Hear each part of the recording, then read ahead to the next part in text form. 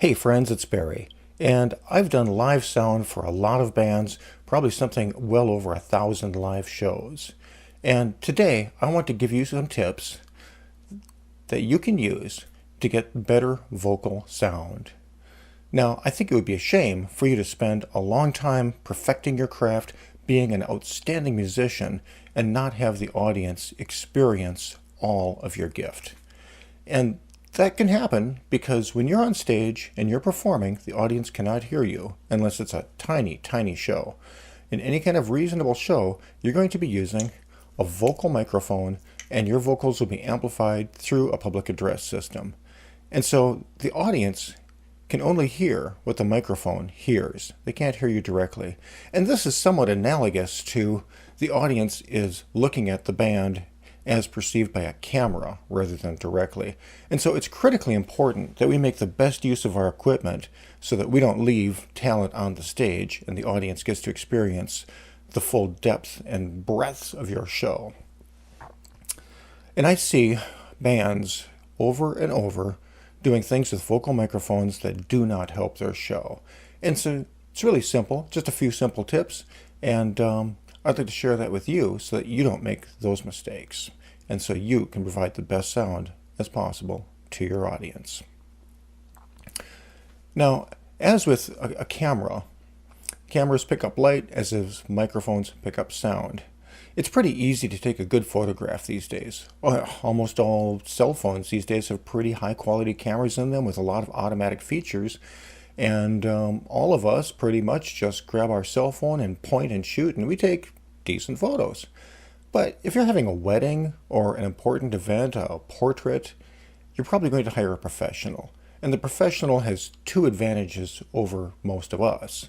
And that is they probably use a little bit better equipment, but more importantly, they're skilled in the use of that equipment to eke the very best out of it. And same thing with microphones. It's not that difficult to point a microphone at a sound source and pick up the sound, but to get the very best rendering, there's a few little tips that we should be aware of. The first one is that when you're on stage and your microphone is up on stage, it's going to hear everything that's happening up there. It's going to hear vocals, but the microphone will also hear all the other stuff, such as the drum kit that's probably happening behind you, guitar amplifiers, stage wedges, and whatnot. And we don't want that. Ideally, what we would like is for that microphone to just hear your vocals without all of that other splash noise coming into the background. Those other instruments, the drums, the guitars, and so forth, they have their own microphones which are picking up them, and if we get that sound into our vocal microphone, it's just going to muddy up the whole sound of the band.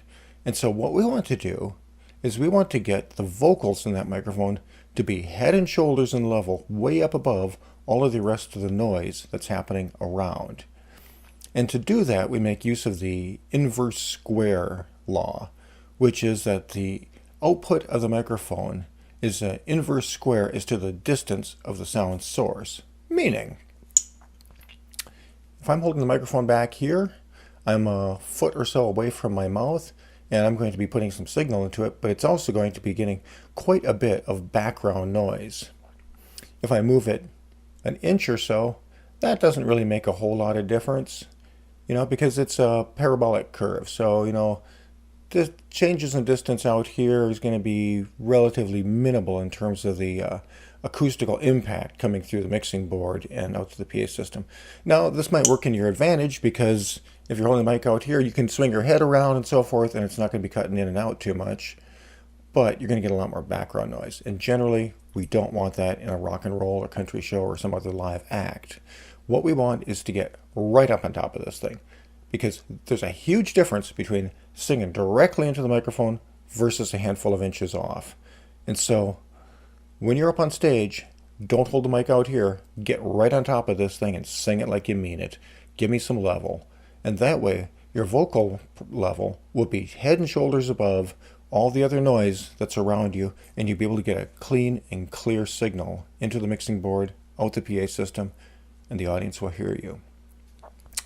The other big thing that I commonly see folks do is they hold the microphone incorrectly. That is, This is the handle. That's the handle.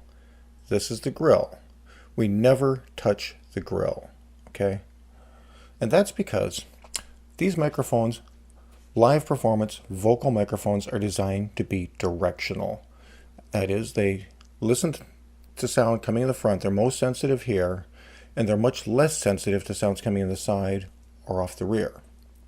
And like mentioned before, that's so that they pick up the sound coming into the front, but they, to a large degree, can reject all of the noise and junk coming in off the sides, off the rear, and so they can focus on the item that you're pointing at.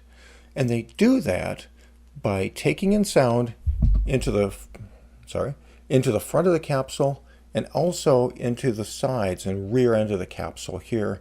And there's some, different microphones behave differently, but basically there's some channels and filters in here that allow these sounds to cancel each other out, which causes the microphone to have its directional characteristics.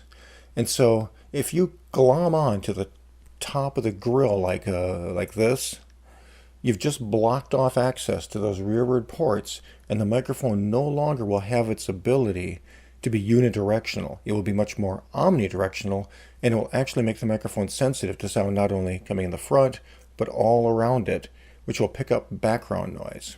Furthermore, the microphone is just simply not designed to be used like that. And so most of the time, if you do this to your poor microphone, you're probably going to sound like you're squawking through a police megaphone. It'll just sound like garbage. So don't do that. So remember, that's the handle. That's the grill. Never touch the grill. Now, maybe you brush against that grill with your lips, but do not clomb onto it with your paw and block those ports off, because the microphone does not operate well that way. So only hold it by the handle, and you'll get much better, clearer sound.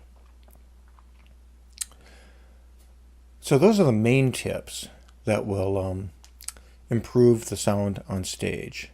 A couple other minor tips. Like I mentioned, the microphones are directional, and so they're going to be most sensitive to sounds coming directly in the front, and it's important to keep that aimed right at your mouth at all times. You know, don't be moving your head like this. Keep the microphone with you, so you're always talking right directly into that thing, into the sensitive sweet spot. And then the least sensitive areas, depends on the microphone, but they tend to be off of the back and off these areas right here. And so if there's a sound source that you do not want into the microphone, or is particularly loud that you want to reject, put it in that access. So if you have your stage monitor, you might want to have it so it's down right there, like so, toward the back.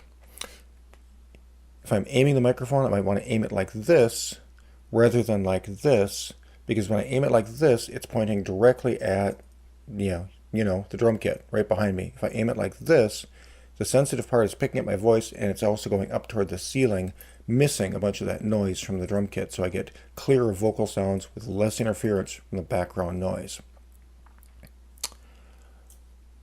Another minor point is that professional grade microphones will have 3 pins in the back end of them, and that's a balanced connection, which means you have a ground signal, and then you have 2 signals which are equal and opposite to each other. And the reason for doing that is because of how the electronics work.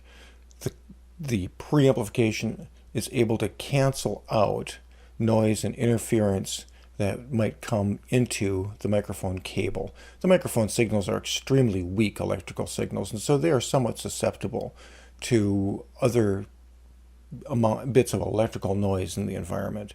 And by using a balanced connection, it is able to provide you with the cleanest, quietest sound quality. And so you want to be sure that you're using 3-wire balanced microphones, and avoid adapters that bring these things down into 1/4-inch plugs like guitar plugs and so forth. Keep it XLR balanced all the way through, and you'll have the best sound quality out of your mic. One final point is the choice of microphone. I can't tell you what the best mic is for you, because each microphone is going to have a little bit of coloration in how it renders the sound. Some microphones will have a little bit more accentuation in the high frequencies, some will accentuate the lows, and so forth. Now, any good microphone, when you sing in it, you should sound like you. But there are minor differences and little nuances, and those nuances may or may not work with your particular voice. Everybody's voice is different. And so I would suggest if you're shopping for a microphone, try before you buy. Try some of the microphones that your friends have, or if you have an audio store nearby that has a good selection and will allow you to give them a quick checkout before you purchase, I'd recommend that. I'd also say that in my experience, I think you can probably make do with any professional grade microphone over about $100 from a major manufacturer. Major manufacturer meaning a company like Shure, Audix, AKG, Electro Voice, Sennheiser, Neumann, Beyerdynamic, those sorts of mainstream major brands. All of their offerings over around $100 tend to be professional grade microphones. Now, certainly you can spend more, and sometimes, there are microphones that cost more that I would prefer to use, but a Shure SM58 is an industry standard workhorse. You can't go wrong with it. It costs about $100. And if you can't make a show sound good using SM58s, the fault is probably not with the microphone. And of course, having said that, there's some microphones in that price range that for most people, in most situations, I'd probably prefer. For example, an AKG D5 I think is an excellent alternative. An Audix OM2 is also about that price range, which is an excellent alternative. And again, I think you should go to an audio store where you can try out these various microphones and give them a quick listen and see what suits your voice best. Now, there are some microphones in the market that are less than $100, and in those cases, I have been disappointed in the performance. And so don't cheap out. And if you purchase a quality professional microphone and treat it reasonably well, it'll probably outlive you. So it's not that much money. It's a long-term investment. And I would suggest that you spend the money necessary to get a quality piece of equipment that will represent you and your band as well as possible.